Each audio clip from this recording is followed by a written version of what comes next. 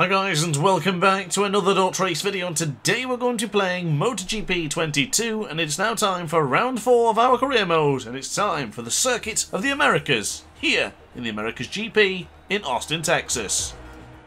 So here we are in pole position in a track we dominated in practice and qualifying. The heart rate is high for this one and away we go.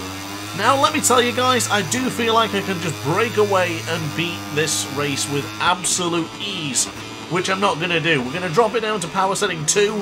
I'm going to try and beat them without the need of power setting 3. I will only use power setting 3 to keep it entertaining and interesting if required, because there's nothing worse when someone disappears to the front and is never seen again. Now I'm a little bit nervous for this one because I have good feelings and bad feelings. I do feel like I can still pull away with power setting 2, so then I'm considering, do I drop it down to the first power setting? I don't know. But also it could be a massive gamble by taking it too steady and then being beaten by the AI. But so far so good. Going into turn 9 on the left hand side, 0.6 of a second for the advantage of the man on board your screens right now, Matt Grantley, CIP Green Power KTM rider. Now winning last time out in Argentina for the very first time and leading the championship for the very first time, we are also leading the Grand Prix here in the Circuit of the Americas, and so far no sign of Ivan Otolo, Andrea Mino, Garcia, Masia, Foggia, Suzuki and Mario Aggi in the top 8 right now. Java Masia, of course, always goes well here in COTA, so we'll see what happens. But down on this back straight, the gap is still 0.8 of a second. Now, I have discovered with MotoGP 22 that this game's installment does tend to have the AI struggling in the first lap, and then they start really chucking in the faster lap times.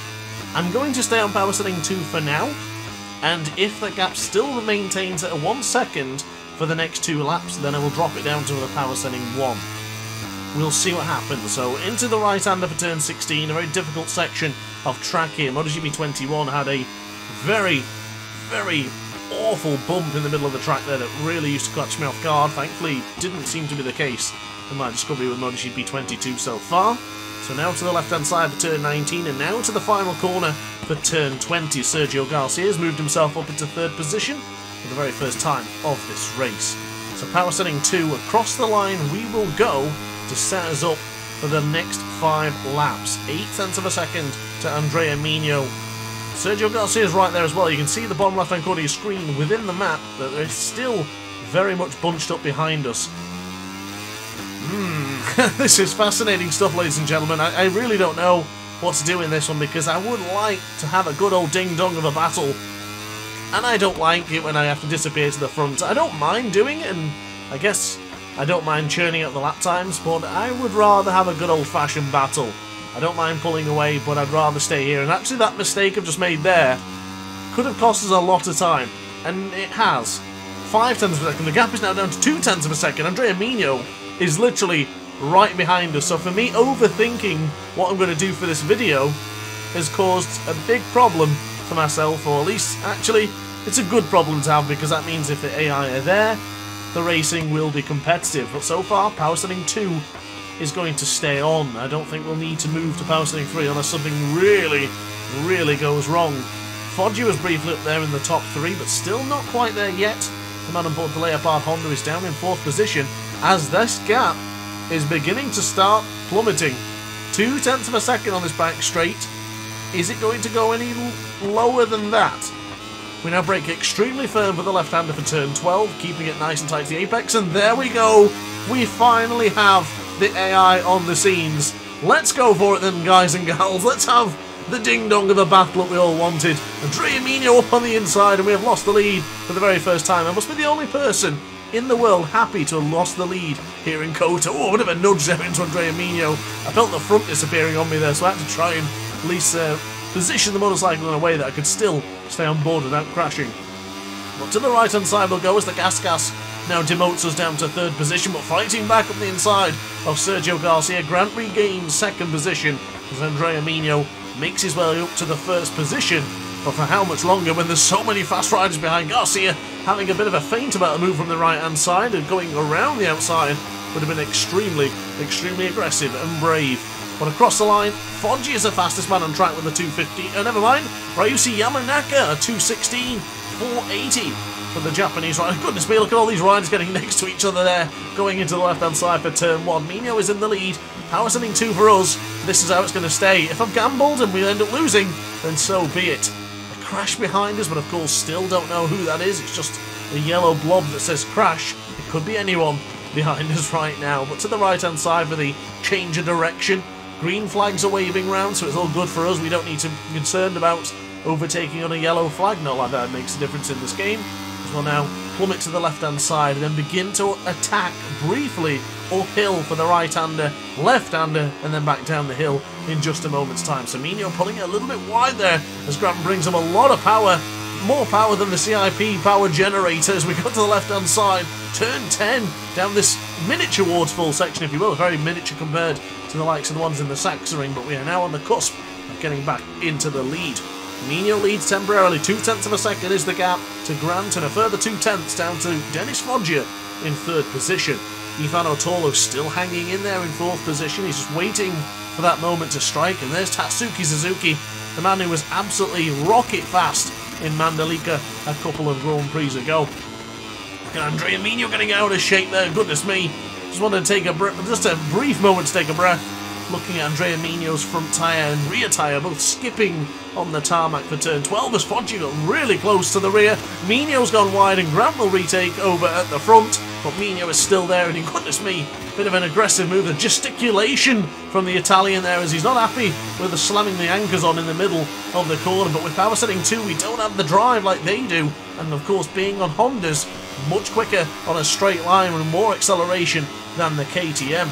We now approach the left-hander for turn 19. This is where Andrea Mino went for a daring lunge on Masia in the real-life Grand Prix just a couple of weeks ago here in COTA. And there is Tatsuki Suzuki behind us. He's a rider that certainly makes me nervous around because, of course, he has been brilliant so far in Moto3 here in MotoGP 22, but getting on the curb there has caused a bit of a problem. I'll tell you what, I'm shifting to power setting 3. We've got to keep this interesting, guys and gals. I want to stay with the front runners. Power setting 3 just to get us up behind Mino and Foggia again, because we are almost at the penultimate lap already. 4th lap out of 6 as Suzuki pushes us wide. Beautifully done for the man on board the Leopard Honda, but we give it back to him, just nudging him wide ever so slightly as Foggia retakes the lead. Now Mino up into 2nd place, and then Grant is still circulating somewhere in 3rd position. But you know, he wants more. I want more, you want more, we all want more. But to the right-hand side, turn 6, Foggia Mino going for that wider line, they're going for the tighter apex, but I can't quite get it positioned to be in between them. Suzuki still pushing me wide because for some reason Tatsuki's more contact there. Grant gives him the big don't argue, shoving the Japanese rider wide as we get right onto the cusp of getting past Andrea Mino, and Tatsuki Suzuki temporarily losing a position toward Tola, but Satsuki-san is now back up to the 4th position. Firm on the brakes, and a bit too firm on the brakes. You see the rear wheel just skipping and sliding ever so slightly on board this KTM as more contact has been made. So many Hondas in the top 5 actually, and a few KTMs in the battle, but Foggia in the lead and is trying to make a break. We won't allow it. No way. Power setting 2 is now applied. We're still not really abusing power setting 3, but I will use it if needed as long as this battle stays intense. To the left-hand side for turn 12, Foggia still leads for now. The number 47, just a couple of tenths behind the number 7 as Mino makes a fantastic manoeuvre. Grant tries to fight back, but that will not be done. To the left-hand side, brilliant track position from Andrea Mino. There is Tatsuki Suzuki, the most aggressive man in Moto3 and MotoGP 22, and he's there again. He wants to get his elbows out. In fact, he wants to leave the elbows out because, let me tell you, his elbows have already been out. I think they've been sharpened for this Grand Prix. He's always there, every time. But to the left-hand side, the soft front getting a little bit... Whoa, goodness me! Oh, Suzuki. I see that name and I'm just nervous. Look at the heart rate monitor going up already. Just one move from Tatsuki-san.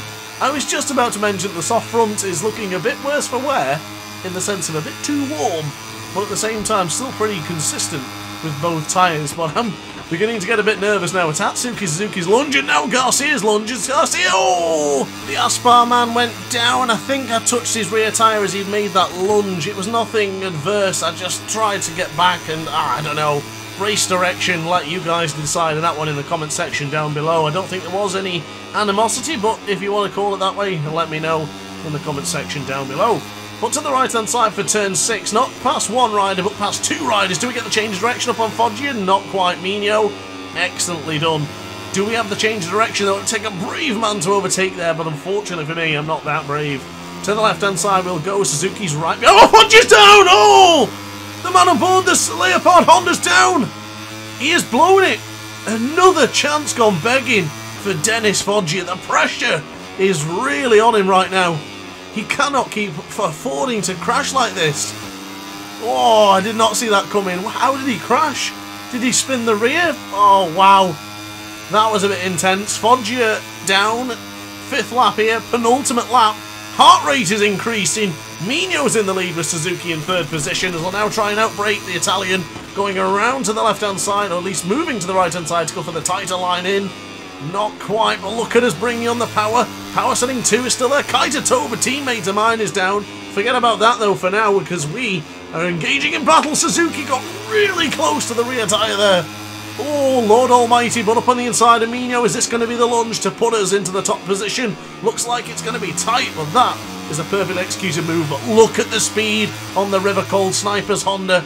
Brilliant, brilliant acceleration from Andrea Mino there as we try and got really, really tight to the apex here, side by side. Here they come into the 19th corner. Can we go around the outside? Mino positioned it absolutely stupendously. Suzuki wants to get involved as this battle will progress to the final lap. This penultimate lap has certainly been a ding-dong, and there is Suzuki making his way up on the inside. I'm going to use power setting 3 just for this back straight, or the start and finish straight, should I say, because I want to stay with him. I need to stay with him now, and I really want to get this victory. I could pull away from him now, but let's see if we can keep it entertaining first, and then let's see if we can get the job done. To the left-hand side, up on 1, not 2. Oh, it's not either. Suzuki and Mino still too strong.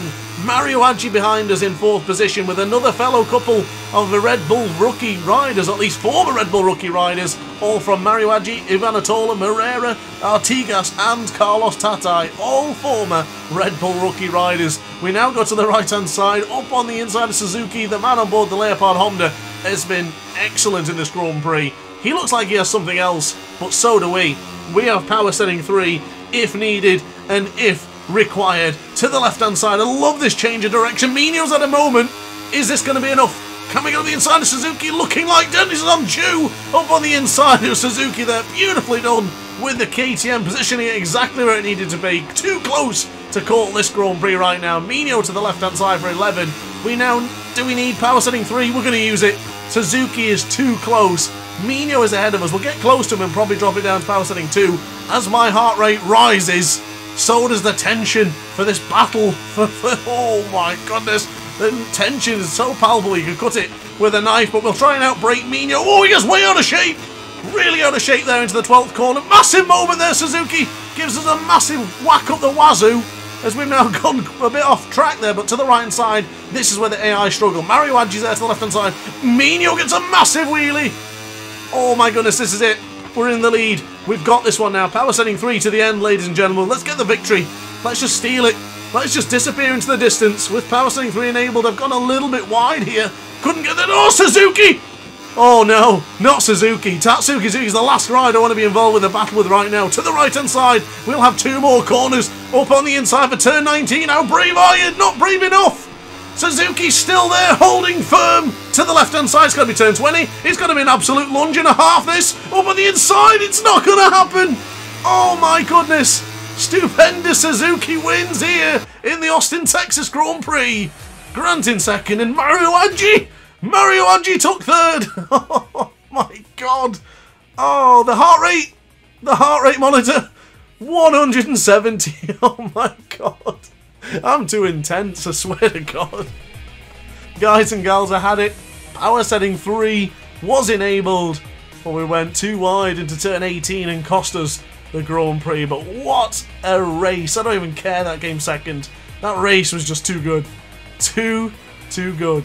Well, let's take a look at the championship standings nonetheless, and we are now leading the championship by just 6 points clear from Tatsuki Suzuki as Dennis Foggia is now 24 points behind in 6th position. Diogo Moreira moving up to 3rd place is a cracking job for the young Brazilian.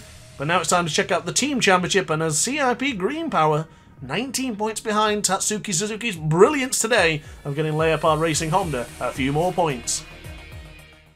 What a race, guys. What a race. I am happy with the decision I made in this one to take things a little bit slower and then try and race them to the finish. That was way more interesting and way more entertaining than just dashing to the front and disappearing. So guys, I hope you enjoyed it. I hope it was worth it. And I'll see you in the next Grand Prix. Thanks for watching. Like, comment, and subscribe, and ciao for now.